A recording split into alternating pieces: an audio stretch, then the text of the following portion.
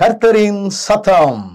கர்த்தருடைய நாமம் உயர்த்தப்படுவதாக. கிறிஸ்துவுக்குள் அன்பானவர்களே, இந்த நாளிலும் கர்த்தரின் சத்தம் ஒன்றை கேட்போம். 1 ராஜாக்கள் 20வது அதிகாரம் 13ஆம் வசனம். அப்பொழுது ஒரு தீர்க்கதரிசி இஸ்ரவேலின் ராஜாவாகிய ஆகாபினிடத்தில் வந்து, அந்த ஏராளமான ஜனக்கூட்டத்தை எல்லாம் கண்டாயா? இதோ நானே கர்த்தர் என்று நீ அறியும்படி இன்றைக்கு அதை உன் கையில் ஒப்பு கொடுப்பேன் என்று கர்த்தர் சொல்லுகிறார். வேதம் மிக தெளிவாக சொல்லுகிறது பாருங்கள். கர்த்தர் சொல்லுகிறார். கர்த்தர் என்ன சொல்லுகிறார்? நானே கர்த்தர் என்று நீ அறியும்படி அப்படின்னு சொல்லப்பட்டிருக்கிறது. இன்னைக்கு சில நேரங்களில் நான் தான் கர்த்தர் என்பதை நாம் அறிஞ்சிருக்கிறோமா? எத்தனை ஆண்டுகள் கிறிஸ்தவங்களாக இருக்கிறோங்கிறது முக்கியமல்ல, கிறிஸ்துவை அறிந்திருக்கிறோம் என்பது முக்கியமல்ல, அவர்தான் கர்த்தர். உலகத்தில் எத்தனை தேவர்கள் இருந்தாலும் கர்த்தர் ஒருவரே. அவர் நாம் ஆராதிக்கிற நம்முடைய ஆண்டவராகிய இயேசு கிறிஸ்து, அவர்தான் தேவன் அப்படிங்கிற ஒரு உணர்வோடு கூட நம்ம ஆண்டவரை சேவிக்க விரும்புகிறோம்.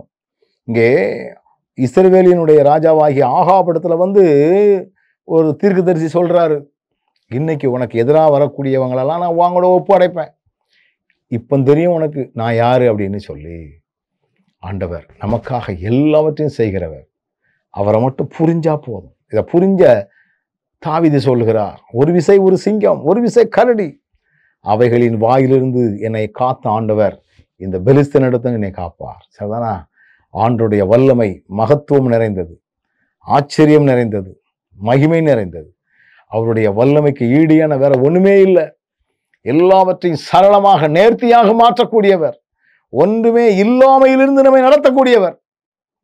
அவர்தான் தேவன் அப்படிங்கிற ஒரு புரிந்து கொள்ளுதல் நமக்கு இருந்தா நம்ம எப்படியும் மாற்றி அமைக்கக்கூடிய வல்லமை அவர்கிட்ட உண்டு அப்படிங்கிறத நாம் உணரணும் அப்படின்னு இந்த வசனம் சொல்லுது. கண்களை மூடுவோமா? நல்ல ஆண்டவரே, நானே கர்த்தர் என்று நீ அறியும்படி, நீர்தான் கர்த்தர் என்பதை நான் அறிந்திருக்கிறேனா என்று இந்த செய்தியை கேட்கிற ஒவ்வொருவரும் புரிந்து அதற்கேற்றபடி தங்களுடைய வாழ்க்கை முறைகளை மாற்றி அமைத்துக் கொள்வதற்கு தேவையான கிருபைகளினால் அவர்களை வழிநடத்தி அருள நாங்கள் மன்றாடுகிறோம். உடைய இரக்கம் கூட இருக்கட்டும். இயேசுவின் நாமத்தில் ஜெபிக்கிறோம் நல்ல பிதாவே, ஆமென்.